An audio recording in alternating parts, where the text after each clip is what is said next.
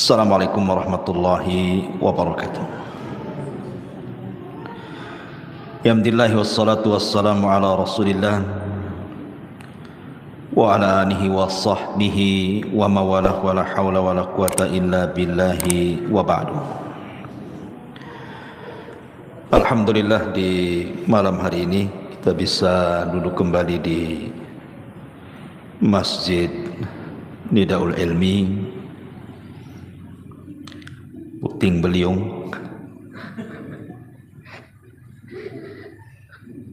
Salawat dan juga salam hadiahkan kepada Rasul kita Nabi besar Muhammad sallallahu alaihi wasallam. Biasa kita mengkaji kitab sirah dari Rahiqul Makhtum. Khusus malam ini kita akan membahas tentang beberapa dosa yang dianggap remeh manusia, bahkan tidak disadari bahwa itu sebuah dosa, dari ucapan-ucapan manusia yang sadar ataupun tidak terkadang terlontar. Dan ini banyak di masyarakat sehingga kita harus luruskan. Karena dosa lisan itu berbeda dengan dosa-dosa yang lainnya. Kata Nabi sallallahu alaihi wasallam, "Ma aktsaru ma yudkhilun nara al-fam wal faraj." Dua lubang yang menjadikan kebanyakan orang masuk neraka itu adalah lisan dan kemaluan. Sampai-sampai dosa lisan ini Allah subhanahu wa ta'ala mengutus dua malaikatnya untuk mencatat. Allah subhanahu wa ta'ala berfirman, "Ma yalfidu min qaulin illa ladaihi raqibun atid." Tidaklah ucapan manusia ketika terucap itu semua dicatat oleh malaikat raqib dan atid, sampai dikirim dua malaikat untuk mencatat semua yang keluar dari lisan ini. Bahkan terkadang manusia dimasukkan ke neraka itu bukan karena banyak bicara.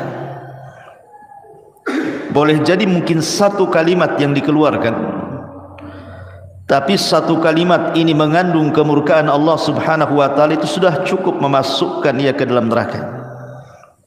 Sebagaimana hadis Nabi sallallahu alaihi wasallam, "Wa innal 'abda la yatakallamu bil kalimati min sukhtillahi la yulqi laha balan yahwi biha fi nari jahannam." Sungguh ada seorang hamba, kata Rasul, mengucapkan satu kalimat. Lihat, bahasa Rasul satu kalimat, bukan berkalimat-kalimat.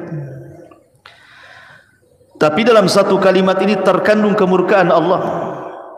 Hebatnya dia ucapkan tanpa sadar. Bukan dengan kesadaran dia ucapkan, tanpa sadar pula dia ucapkan. Maka dampaknya cukup melemparkan orang ini ke dalam jahanam. Wajar kalau Nabi sallallahu alaihi wasallam mengatakan kepada Mu'adz, "Sakilatka ummuka ya Mu'adz, wa hal yakubbun nas fi nari ala wujuhihim aw ala manakhirihim illa hasaidu alsinatihim." Celaka dirimu hai Mu'adz,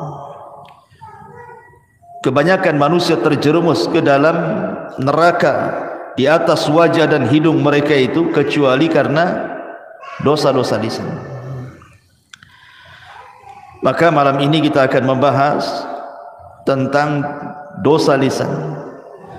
Kalimat-kalimat yang biasa diucapkan manusia padahal di dalamnya ada kemurkaan Allah subhanahu wa ta'ala. Apa saja kalimat-kalimat itu?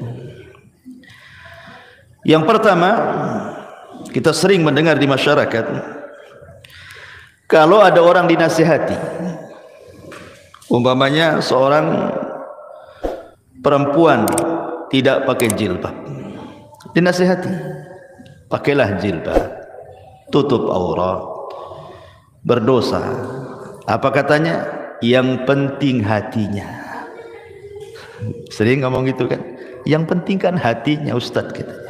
Gitu. Ma'asyiral muslimin yang dimuliakan Allah Subhanahu wa taala, ini tersebar kalimat seperti ini. Yang penting hatinya. Dikiranya Allah Subhanahu wa taala itu ya hanya menghisab hati orang saja. Allah itu bukan menghisab itu lantaran kesalahan hati saja. Kesalahan lisan, kesalahan badan, semua dihisab. Makanya dalam hadis yang masyhur Nabi SAW mengatakan, innallaha la yanzuru ila ajsamikum wala ila suwarikum walakin yanzuru ila qulubikum wa a'malikum. Allah memang tidak memandang bentuk tubuh kalian ataupun tidak memandang wajah-wajah kalian, tapi yang Allah pandang dua. Pertama hati, dan yang kedua amalan. Amalan ini mencakup badan dan lisan. Maka hati-hati kalau ngomong yang penting hatinya itu, karena yang dihisab itu bukan hanya sekedar hati, saya ulangi, tetapi juga anggota badan dan juga lisan. Tadi hadis yang saya sebutkan, wa innal abda la yatakallamu bil kalimati min sukhtillahi la yulki laha balan yahwi sahibuha fi nari jahannam wa fi riwayatin tahwi bihi sab'ina kharifan fin nar. Seorang hamba mengucapkan satu kalimat. Kalimat pakai apa? Pakai hati, pakai lisan. Kalimat itu dia ucapkan tanpa sadar.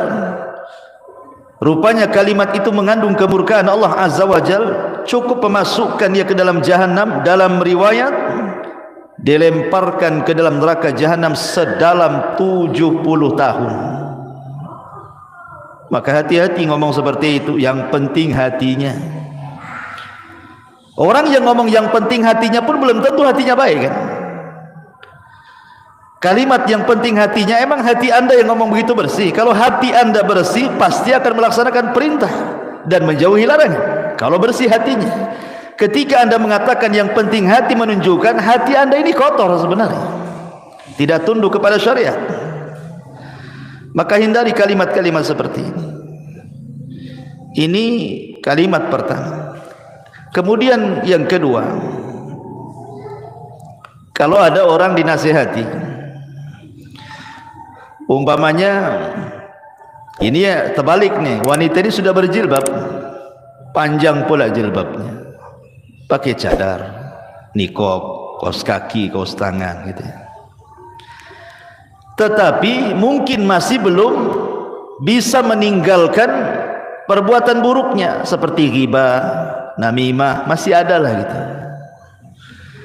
Muncullah kalimat apa? Daripada engkau melakukan ghibah, lepas saja jilbabmu. Buat apa pakai jilbab kalau lidahnya masih menggibah orang? Aneh kamu ini, kadang-kadang lidahmu lebih panjang daripada jilbabmu. Copot sajalah katanya. Masa orang suruh nyopot jilbab gara-gara ghibah? Anda harus paham, wa ma tuqaddimu min khairin ya'lamhu Allah. Kebaikan apapun yang anda sodorkan kepada Allah, Allah pasti akan membalasnya, sekecil apapun. Sebagaimana sekecil apapun dosa yang anda lakukan pun Allah akan mencatatnya. Jadi nggak ada hubungan kait antara jilbab dengan ghibah. Jilbab itu berpahala, ghibah itu berdosa. Tinggal ditimbang aja lah pahala dan dosanya. Sekarang kalau seandainya disuruh copot jilbab, copotlah jilbab dia. Kemudian bergibah, apa 2 kali lipat tuh, kuadrat tuh dosanya. Udah nggak pakai jilbab, gibah lagi. Gimana sebenarnya? Masih mendingan pakai jilbab ghibah daripada tak pakai jilbab, dia ghibah kan? Dua-duanya dia kena. Sudah tidak nutup aurat, kena dia dosa. Ghibah kena lagi. Jadi kalimat-kalimat seperti ini tidak pantas. Cukup dinasihati ghibahnya saja, jangan pula suruh lepas jilbabnya. Buat apa pakai jilbab, kelakuannya kayak setan gitu. Ma'asyiral muslimin yang dimuliakan Allah Azza wa Jalla, ini tidak boleh. Atau umpamanya orang-orang yang terkejut, saya sering mendengar kata-kata itu, astaga pula diucapkan dia. Ada lagi ditambah astaga naga, ada naganya pula situ. Atau ucapan yang lain apa ya, jangkrik pula keluar. Ada orang-orang yang terkejut itu aneh-aneh dia ucapkan. Harusnya, atau mungkin terkadang ya, orang ini salah mengucapkan niatnya baik. Ketika terkejut itu harusnya dia mengucapkan subhanallah, dia katakan masya Allah. Harusnya mengatakan masya Allah, dia ucapkan pula subhanallah. Maksudnya apa? Kalimat subhanallah ikhwan itu artinya maha suci Allah. Seharusnya ucapan subhanallah ini diucapkan kapan? Ketika mendengar keburukan atau melihat sesuatu yang antum tidak suka. Jadi kalau antum melihat keburukan di hadapan antum tidak suka, atau mendengar keburukan, antum ucapkan subhanallah ya. Tapi kalau antum melihat kebaikan di hadapan antum atau kabar yang baik, katakan masya Allah. Itu balik kan antum. Wow, kalau mantap subhanallah, masya Allah ya. Begitu juga ketika terkejutnya karena apa? Kalau terkejutnya karena sebuah keburukan, lupa ya, tertinggal sesuatu di rumah, itu kan keburukan namanya. Katakan subhanallah, lupa tadi. Nah gitu ya. Atau umpamanya antum ngutangi orang, nggak bayar-bayar, udah lupa dengan dia, tahu-tahu bawa uang 1 koper, nih saya bayar, kan senang tuh, masya Allah. Gitu. Jadi terkejutnya itu jangan pakai bahasa-bahasa lain ya. Bahasa-bahasa terkadang naudzubillah, saya pernah mendengar orang-orang awam itu kalau terkejut pula bahasa-bahasa jorok yang dikeluarkan. Bahasa-bahasa jorok yang dikeluarkan ini akan dihisab pada hari kiamat. Jangan ya, walaupun astaga ini apa? Bahasa apa astaga? Bahasa apa astaga? Hah? Belum tahu bahasa apa? Bahasa Melayu kan? Enggak ya? Mungkin astagfirullah disingkat jadi astaga gitu ya. Maksudnya astagfirullah disingkat jadi astaga gitu. Masya Allah ya. Ma'asyiral muslimin yang dimuliakan Allah Azza wa Jalla. Atau mungkin bahasanya halus ikhwan. Bahasanya halus, tapi hakikatnya di dalamnya tidak layak diucapkan. Contoh umpamanya, ada orang melihat musibah, orang terkena musibah ya. Mungkin kemalangan, mungkin anaknya mati, keluarganya ada yang mati gitu, pokoknya musibah lah. Dan kita kasihan dengan dia, karena melihat musibah yang dideritanya, kita kasihan pula sama dia. Akhirnya dia ngomong gimana coba? Nggak layak orang seperti itu dapat musibah tuh. Kasihan katanya. Nggak boleh kawan ngomong seperti ini. Layak tidak layak dalam mendapatkan musibah itu Allah yang menentukan. Antum kira apa semua musibah itu jelek? Tidak. Terkadang musibah itu untuk mengangkat derajat. Karena Nabi SAW yang mengatakan dalam hadis, ma yusibul mu'min min syaukatin wa ma fawqaha illa rafa'ahu Allah. Tidaklah sebuah musibah menimpa seorang mukmin, apakah tertusuk duri atau mungkin di atas itu, terkadang Allah sengaja mengangkat derajatnya. Maka dulu ada orang soleh, dia tidak punya anak kecuali satu. Orang soleh ini tidak punya anak kecuali satu, dan dia sangat mencintai anaknya. Jadi Allah takdirkan anaknya meninggal, kemudian dikebumikan ke pekuburan. Jadi murid-muridnya orang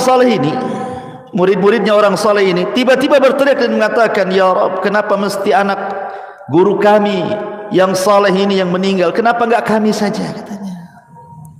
Kenapa enggak kami saja? Maka orang soleh ini marah dan mengatakan, apa yang kalian katakan? Kalian itu sudah menentang Al-Quran.